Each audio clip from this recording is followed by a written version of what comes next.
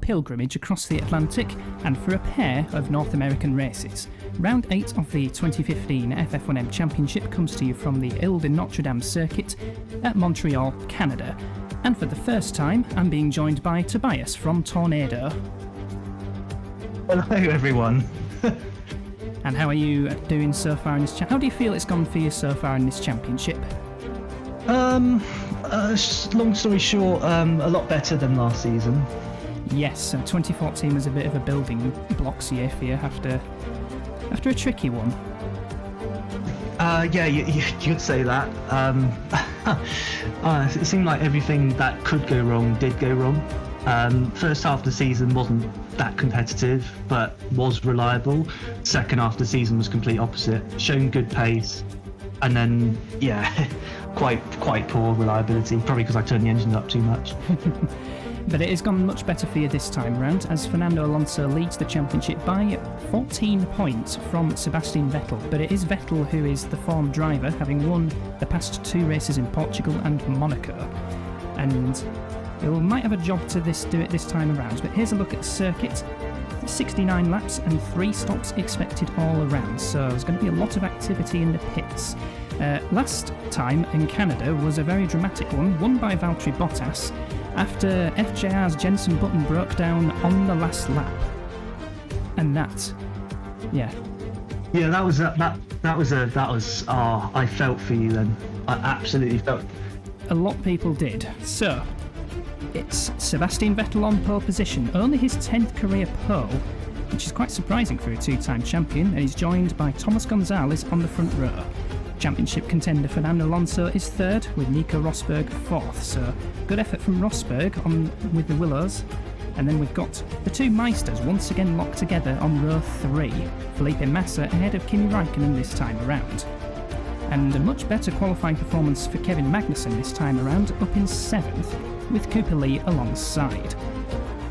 Then row 5 we have got Stoffel Vandoorne, the unfortunate one from Portugal, because from 17th to 1st and then his engine blew up with just 5 laps to go. He's joined by Itsuki Yoshida on row 5. Then we've got an all-Gajira row 6 with Jean-Eric Vern and Robert Kubica alongside each other. They're tied with a piece of string as well. Lewis Hamilton will start 13th, ahead of Nico Hulkenberg 14th for the Mitchell. And then the next row we have got Australian Grand Prix winner Daniel Ricciardo down in 15th, not a particularly good qualifying session for himself, nor Valtteri Bottas in 16th, but the GRM does go better in the race. Charles Pic 17th, and performing particularly poorly in qualifying is Pedersen, with Perez in 18th, Grosjean in 20th. Sandwiching the two are Carlos Sainz in 19th. And then the back row we have got Antonio Felix da Costa down in last, with Jenson Button in front of him in 21st. So both Tornadoes in the top 3 for this one.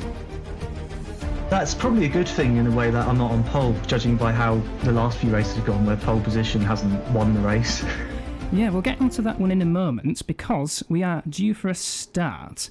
There's Vettel on the left, there is Gonzalez on the right. We're using a slightly modified version of Canada, with a longer run into the hairpin and a different line into turn 1. 5 lights on, 5 lights out very quickly, and away well is Sebastian Vettel, but Gonzalez has had a good one as well. Can he outbrake Vettel into turn 1? Nope, because he's got Alonso around the outside of him, taking second. There's a bit of a traffic jam, and Jenson Button up a few positions, but Vettel leads from Alonso and Gonzalez. It's almost like as you were, wasn't it? It's like after you sort of thing, going into that turn 1. Does get a bit log jammed in there sometimes. Now, you mentioned pole positions. We were discussing this a little bit earlier, in that only one pole position has gone on to win this season. That was Ricciardo in Australia. Yes, it didn't really do your predictions a lot of justice.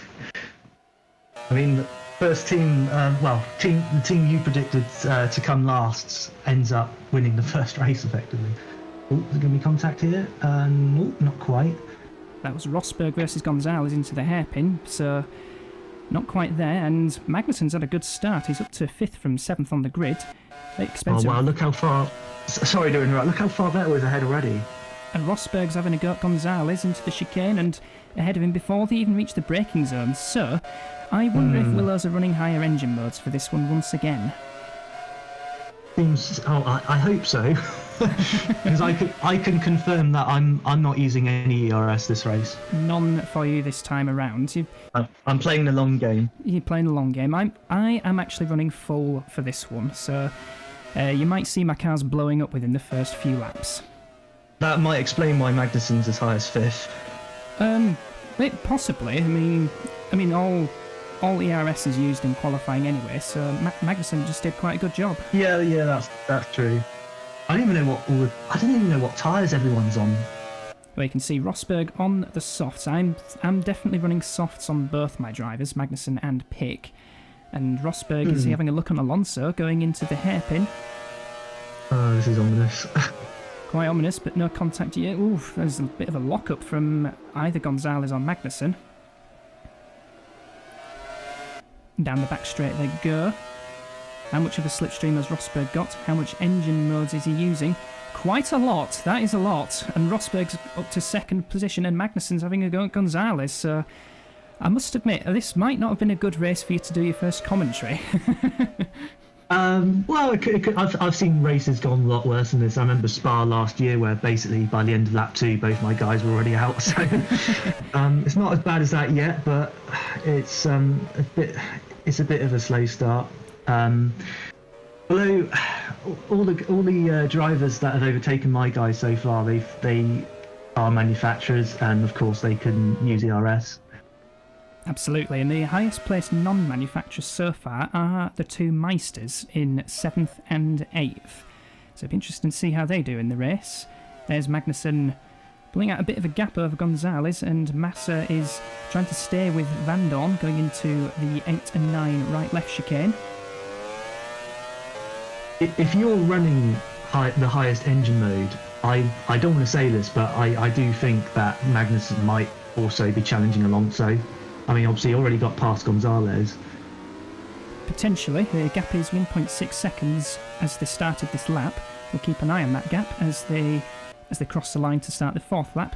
But it is Vettel who holds a 2.8 second lead over Rossberg and a fastest driver on the circuit at the moment. Raikkonen defending from Jean-Eric Vern a little bit, as Cooper Lee is having a look at the other Gajera of Robert Kubica, and there behind is Charles Pic. Rossberg is actually the fastest driver on circuit, so he's trimmed the gap down to Vettel. Kubica. Bit wayward. Yes, and losing a lot of positions is Kubica and gaining a few. Charles Pic up to 12th position. Oh, Charles Pic locking up and spinning in front of the Mitchell, so bit of an error there from Pic. Oh, I thought he was gonna ace that, and then that happens. Well, that's what happens to Kubica, jumping the final chicane. That's why he was slow. Now, what happens to Pic? Is there any contact, or did he just lose it by himself? He just lost it by himself. He locked the rear brakes and then went into one of the Mitchells. That would have been Cooper Lee that he'd ran into, because Hülkenberg is 12th and Lee's down to 17th. Lee's had a very, very difficult season with a couple of 8th places and a lot of crashes. Yeah, he's really been costing my engine development somewhat. I'm not going to lie. It's getting really frustrating, and he actually, turns out, crashed out in Monaco, but I never actually saw it. We never saw that one, no. We did see Lee behind Costa at one point, but we never saw the actual crash. We saw Raikkonen having a bit of a mess at the final chicane, and that has allowed Itsuki Yoshida up to 9th. And this is a GRM versus Hülkenberg for 13th position. Bottas up the inside. Oh, that's Cooper Lee actually on Sainz. Yeah, it's kind of this race already is kind of going the way it has been going this season for Cooper Lee at the moment. Yeah, all the way down to 21st, so a couple of big errors from the Australian. But this version of Canada, it does seem, offers more overtaking opportunities. Yeah, definitely. I think it's also helped by there being more difference in the power levels as well. Obviously, going to lose third now.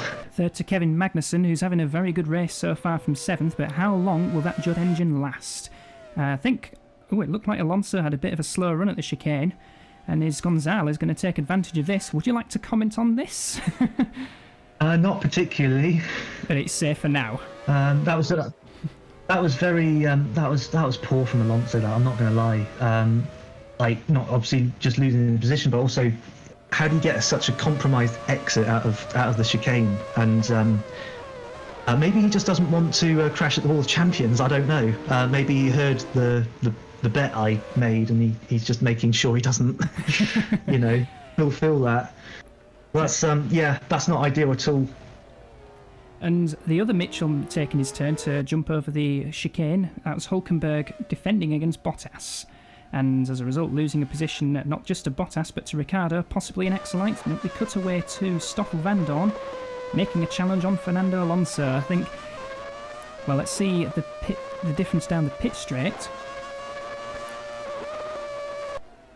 And up the inside goes Stoffel Vandoorne up to 5th position. Yeah, this isn't going too well at the moment for my guys, but not at the moment. But to be honest, I think really, if I'm going to outscore Shake and Bake and Vettel, I think I'm going to need to rely on these higher engine modes to hit their sell-by date. I think. And on Canada's long straights, that is a real possibility. And there's one of them. That's Itsuki Yoshida. So not quite the shake and bake you were hoping for, but that does spell some hope for Tornado. I was going to say, damn, wrong one.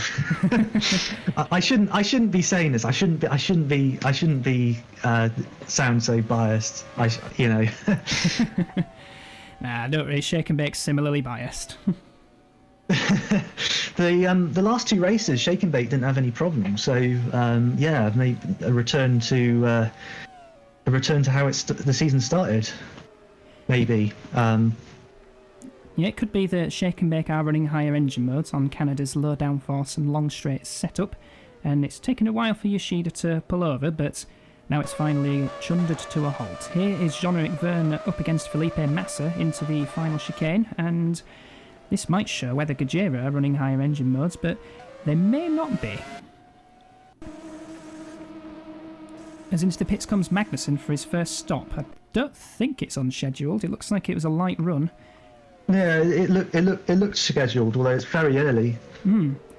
So this will give us another indicator as to the undercut and how powerful it might be. And nearly contact. Ooh, well, that's tight. There was nearly contact between himself and his fellow Nordic driver Valtteri Bottas. Vettel due into the pits this lap. He's got 2.3 seconds over Nico Rosberg, so he's not exactly pulled away from the Willows driver. Okay, what's this? That's Alonso. That's Vandoorne running wide at the chicane, and Alonso has got a run. But also Jean-Eric Vern's got a run as well, so this could get a bit tasty in the first corner. Whoa! Vern nearly went into Vandoorne. Okay, I was getting confused then because I looked at the timesheets before that and I saw Vern got ahead of Alonso, so obviously that was a replay. That would explain why Alonso's lost another position. But you never know, reliability, it will more than likely come into play at some point in this race. Vettel in the pits and coming out of it in 5.5 seconds. Where is he going to rejoin? In some clear track, maybe? That's ahead of Vandoorne, so that's some first stint from Vettel. Yeah, that's going to do him very good, that rejoining clear of that. If his pit stop was like 2 seconds slower and he was behind that Willows and Gajera, he's even ahead of Alonso. He's a whole pit stop already ahead. Now, that's a mighty first stint for Vettel, and as you say, absolutely crucial to get in front of the Vandoorne-Vern scrap for 4th position. If he rejoined behind him, then that would have given an opportunity for Rossberg. It's sort of funny, isn't it, with the refueling, because you do wonder sometimes the overcut's better where you're you're out on a lighter fuel load, and even though you're on warm tyres, you might be quicker because of the lighter car. Other times though, it's the opposite. You've got fresh tyres, heavier fuel, the undercut turns out to be quicker. Some of it's a bit circuit dependent on as well. We see some occasions the overcut works better at places like Monza, and Road America in particular last season was the overcut worked much better than the undercut. Okay, I'm a bit confused there. I was wondering why the Gajira was why my mechanics were serving the Gajira, because they were all wearing Red Bull, you know, and I've got Red Bull sponsorship. Yeah, I did notice that with the Renault liveried mechanics, they serve Mitchell in this particular season. Yeah, bit of a mismatch. So Vern made a pit stop. There was a tornado that I saw in the pits as well. One of your guys is out. That's engine mode 3, and there's Pick being dumped into the the river. That's good timing. So that's a bit of a worry for Magnussen, and I'll give you a little bit of insight into the next race at Road America. I will be running engine mode 3 for that race as well. Interesting. I might as well. Well, you've given your card. I might as well give my card. I'm going to be running not the highest setting, but I am going to be running some ERS in the race, so the middle. Mode 2, yeah. Yeah, I've not used the highest. Oh, that's close. Wow. Vettel versus Rossberg. That was a lot closer than I thought it would. So Rossberg went 4 laps longer than Vettel and only just rebounded behind. And he's going to be on fresher tyres now as well. Fresher tyres, but again, as we were saying before, is it the low fuel or is it the fresher tyres that make the big difference here? Oh, in this case, it might be Willow's running higher engine modes than Shake and Bake. Could be that, but also it could be. I think it could be a combination actually between that and the lighter car being quicker. Actually, I think actually maybe the overcut might be more potent than the undercut here. Potentially, yes. So Vettel does regain the lead, but he's got a rampant Rossberg right behind him. Is he going to get enough of a slipstream on this occasion? I'm not 100% sure if he has, so Rossberg might have to wait another lap.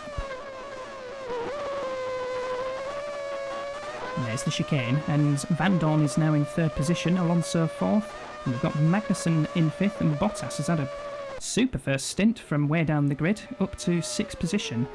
Completing the top 8 at the moment are Gonzalez and Vern, and the top 4 separated by just 5.3 seconds. So it's a close race between the top 4 at the moment. You do have to bear in mind, of course, though, that the first 2 have pitted. Has Vandoorne pitted? I'm not sure actually. He's due in the pits this lap. I've just seen that's red pit indicator on Rossberg. So Vandoorne is in the pits this lap. So yeah, sorry, I was getting a bit confused then. Just goes to show that these Vettel and Rossberg, they had a phenomenal first stint to be able to get ahead of Vandoorne and Alonso, and it's only lap 17 as well. It just shows how much more pace they've got at the moment. Absolutely, and when does Alonso have to pit as well? I think he does have to pit. Yeah. It took him. I did notice he had quite a lot of fuel on board in one of the laps, quite a bit more than Vettel, and through the chicane they go. Yeah, probably just like a handful, probably about 4 or 5 more laps. I think. I don't think it was a massive amount more laps. Not a lot more. Yeah, I personally think if what will decide this race is reliability, judging by what we've seen so far. Obviously, Peak, you've said that you've been using your higher engine mode. He's retired, and I would. Well, we know that the Megatron has been somewhat fragile so far this season, so I think that's a sign of things coming. We're only on lap 18 as well. Long way to go. 52 laps to go as we see Vandoorne rejoining in 6th position behind Jean-Eric Vern. Oh, it's close now. That's close. If Rosberg gets a good exit here, get more of a slipstream effect. Right behind the Shake and Bake rear wing, and out of the slipstream comes Rossberg. Much closer. Now he's alongside. And into the lead goes. He's done it. And where on earth did Vettel go? Where's Vettel gone? Where did he go? He's disappeared. Oh, he's doing a pit stop. Oh, he's got a problem. It's a mechanical issue. Ah, right. So that's yeah. That's ironic, isn't it? Because it's like I was talking to you about this earlier, and about Vettel will probably take the lead, and he'll end up having to make an unscheduled pit stop because of a problem. And it was a throttle issue as well, so that's one of the more unusual ones. We normally see brake or transmission issues, but throttle's one of the rarer ones. So that's moved Magnussen up into second position, and I don't think Vettel would have had a chance to convert to bring his second stop forward. What I will say about that is Vettel's very fortunate that that problem happened near the end of the lap, because if it happened after he passed the chicane, he'd have to do a really slow in-lap at best, or he may not even make it back round.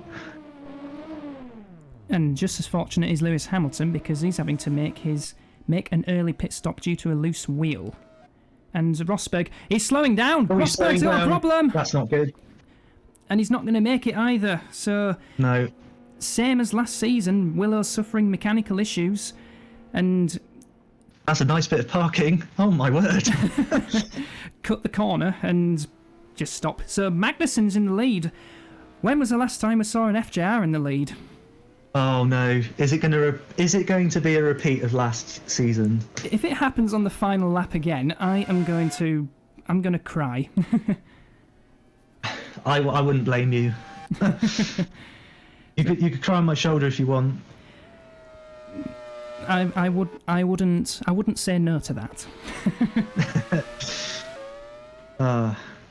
Last season in Monza, another position going to be lost. Well, we're just looking at Vern taking Gonzalez, but it was that very driver there, Jean-Eric Vern, who suffered... It was a suspension failure, I believe, on the last lap in Monza last season, and Bruno Senna actually took the podium position off and then got replaced, Paul Bruno. But yeah, 100% the right move to bring in Gonzalez, because he is a very quick driver. Yeah, I did a lot of driver changes through the middle part of last season. Things got a bit desperate. A little bit. I might be tempted to draft in... Well, I'm actually considering having both my test drivers do a race each at one point. That sounds very Red Bull like in their very early days, like when they had Lutzi and Klein alternating the seat in the first season. Yeah, and then it ended up that Klein did nearly all the races in the end. Yeah. It did not work. Is that a reason for you to use this strategy of swapping the drivers round one race after the next? Well, I think because both drivers have done pretty well for me in recent times, in FF2M in particular, just to give them opportunity. Plus, Alvarez is not allowed to race in next season's FF2M Asia Championship, so... Oh, because he won. Yeah, he won it, yeah. So I might as well give him a bit of... Oh, there's contact between... That's a Meister versus a GRM. That's Bottas versus Raikkonen for the final point. So a bit of elbows out between the two Finns. Yeah, just slightly. And Vettel is closing in quite alarmingly on Kevin Magnussen, but I suspect that's down to the fresher tyres. But I wasn't expecting Magnussen to be leading at this point. Had a good qualifying, but... No, I don't think anybody was. I don't think anybody was, to be honest. But it might not last for more laps, because Vettel is definitely closing in. Yeah, sadly not. I think... Well, you are running the highest engine mode. It's pretty evident that Vettel is a lot quicker at this stage. To be honest, like, I know it's easy to say this now because Rossberg retired, but I think even if Rossberg was still running, I don't think that unscheduled stop massively hurt Vettel. Actually, I don't think it hurt him that much. Really, it's not like he, rejoined well into the depths of the midfield and in a load of traffic. He still rejoined in third at the time, which has now become second because of Nico's retirement. Yes, and Vettel was one of the first to pit as well, so 6 or 7 or so laps later, and having to make an unscheduled pit stop, it's actually working out not too badly, as we're about to start the 29th lap, so we've got 40 laps to go. Around the first couple of corners, there's Magnussen, and just behind him, there is Sebastian Vettel. Now into 3 and 4. Magnussen on softs and Vettel on the mediums. Do you want to know something? Yes. From my experience of playing Grand Prix 4, I've never seen it where, let's say, with Vettel, for example, having to make an unscheduled pit stop because of a mechanical problem, and then, after making that pit stop, then retiring from, let's say, another mechanical issue. So, having 2 mechanical issues in one race? Yeah, I've never seen that before. No, I mean, the closest thing we got was, this is going back to the 1997 season in Japan, Guy Racing's and David Coulthard for an outside shot of the championship. Coulthard had an electrical issue quite late on, and then he lost it at 130R and spun it, and then had to make another unscheduled stop. That's probably as close as we got to 2 mechanical issues in one, but one of them was Coulthard trying a bit too hard. Yeah. That was a good season for me, that. That was Grand Prix 3, wasn't it? Yes. When it was, yeah. Oh, that was before my time. I came 5 years later. Yeah, I've only driven very briefly on Grand Prix 4 at James Whiteley's parents' house, but it was mostly R Factor that we played on. I had played a bit of R Factor donkeys years ago, but haven't touched it for about 10 years or so. I've just never got myself a PC that's good enough, really, for it. That was very close here. He is, yes. He's going to try and get the good run out of the hairpin. Magnussen's traction. Mag had to go defensive a little bit into the hairpin there. This could make the final chicane quite interesting if Magnussen chooses to defend, which he's not really doing. You think he might just be accepting the... Vettel's got this. The inevitable. Yeah. Yeah, didn't really put up any defence there, and now he's just compromised his exit and lost more time. Sorry to say. Now, we have seen that in this race so far. Being on the outside into the chicane's not the best line to be on, as Stoffel Vandoorne is into the pits once again. I wonder if that's a scheduled stop. Quite early, and I think we've jumped a few laps because we're now at exactly half distance, as exiting the pits comes Thomas Gonzalez, and into the pit box goes, that must have been Kimi Räikkönen. And Jenson Button into the pits as well.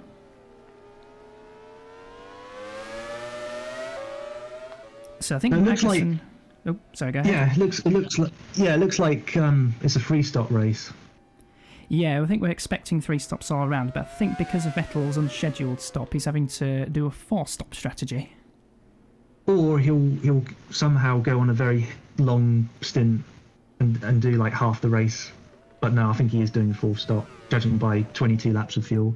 Yeah, that will take him to... So he ran up until 5 laps dry. So that will take him to about lap 52. And still in the lead because Jean-Eric Vern was in the pits as well. So that's going to move Magnussen back up to second. I'm sure there's going to be double delight for Courtney if Vettel converts this, because he can say, oh, I won a 69-lap race. Whoopsie daisy, with that's Kubica. Oh, that's right. Oh. Would have done some undertray damage, but that was Kubica. That's actually Vern. It's Vern, actually. Vern versus Vandoorne into turn 1. He's going to hold on to that position. He's very fortunate there, not only to hold position, but also to avoid the wall. Absolutely, but now his third place is coming under threat from the Willows driver, although Vandoorne has dropped to more than 6 seconds back now. We've skipped a bit to lap 51, and the 2 Tornadoes are about to go into combat. My heart rate always doubles when I see my 2 guys close to one another. Last year, my drivers made contact at the chicane. Didn't retire, but it was a bit inconvenient. Yeah, I think that was probably more because Hulkenberg tried an optimistic one going into the chicane, and your 2 drivers, Vern and Buemi, at the time would have just got caught up in it, so not really the fault of either of them. I'm amazed you remember those little details. Kimi Räikkönen in the pits. Like Courtney and Whiteley would say. How do you know all this? Yeah, I've been commentating for quite a few seasons, and I did quite a lot of the stat work as well. And I found the 88 season, and all stats are now up to date, aside from 8 missing pole positions. Is that the Masters era, 88 season? That's more the classic format. Oh, classic, yeah. Because according to AJ, the Masters era is not canon anymore. Yeah, those are separate statistics, but particularly for the drivers, because that makes perfect sense. But I like to count that in team stats, because some teams from the Masters are still in here, like myself, Guy Racing, Gajera, and Pedersen, and Exolite for that matter as well. Yeah. Looks like Alonso's coming in this lap, though. At least my guys aren't going to collide just yet. And also making a pit stop was Stoffel Vandoorne as well, and Kubica into the pits as well. I wouldn't be surprised with he's going to get held. What a surprise. Slightly held up by Robert Kubica. In fact, that's a significant one. Kubica's jumped Alonso. Yeah, I could see that happening because, as soon as I saw Kubica coming in, I knew that Alonso's further down the pit lane, and if Kubica got ahead, got out quicker, then Alonso would have to stay put effectively. Kevin Magnussen into the pits from second position. He was only 5.4 seconds behind Vettel before this final round of pit stops. So let's see if this undercut makes any difference. I doubt it, because Vettel has got a quicker car underneath him, and as noticed earlier on, it seems as if lower fuel is more advantageous.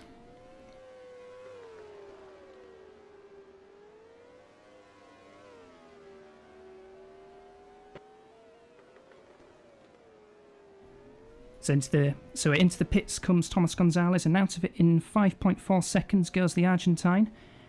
He had a second place last time out at Monaco, and pretty decent drive. I don't think he's going to be repeating that somehow.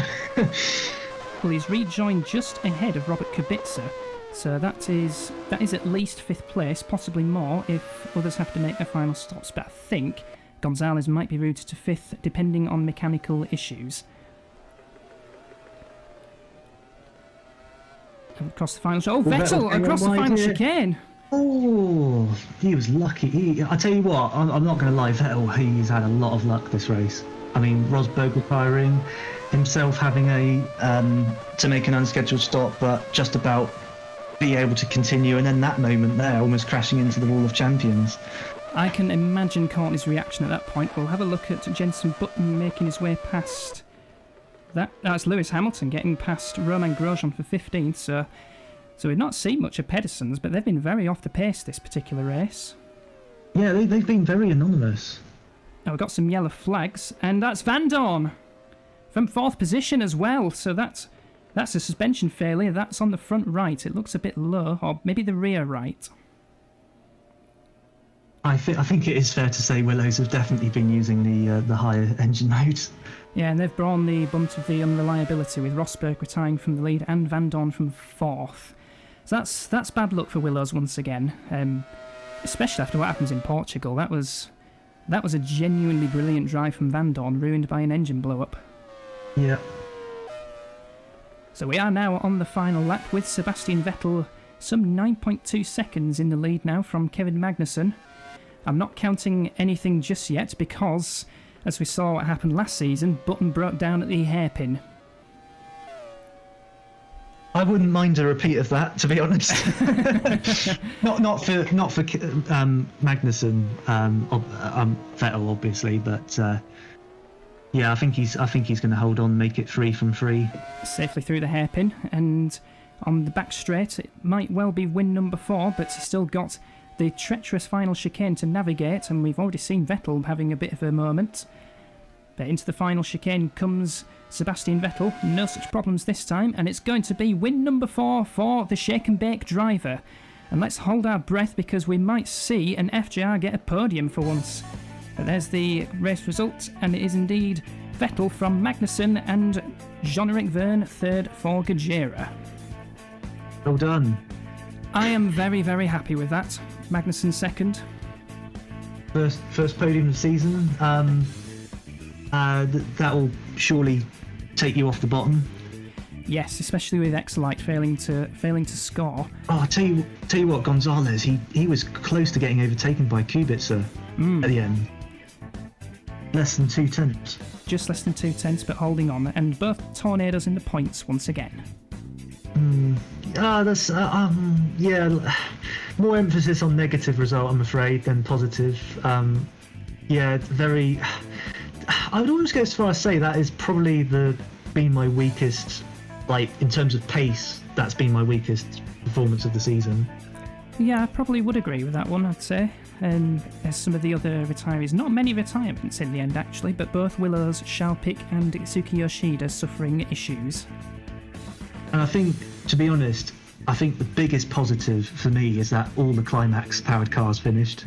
I think that's probably the biggest positive. Yep, so pretty much 100% development from this race. Yeah, I'll take that. I'll take that as a consolation. And there's championship standings. We've got Alonso. His lead is trimmed to just 5 points because Vettel is on the march. And Thomas Gonzalez holds on to third, with Daniel Ricciardo perhaps slipping back a bit, but still in fourth position for Andrew Racing. Bottas holds fifth, Massa sixth, and Kevin Magnussen shoots up the order up into seventh position thanks to his podium finish. Yeah. I will say that's redemption for last year. I'd say 95% redemption. I think if Vettel didn't have so much luck, I think then you could say that was fully redemption. But not too bad nonetheless. And Tornado hold a very healthy lead over Shake and Bake, 27 points. And Meister still hanging on to third, but they've got Gajera snapping at their heels. And there's the rest of the order. Exolite firmly last. I suspect they're probably going to abandon development after Road America. So that was the Canadian Grand Prix, and we'll be moving from Canada to the United States and the brilliant Road America circuit. So from myself and from Tobias, we shall see you then.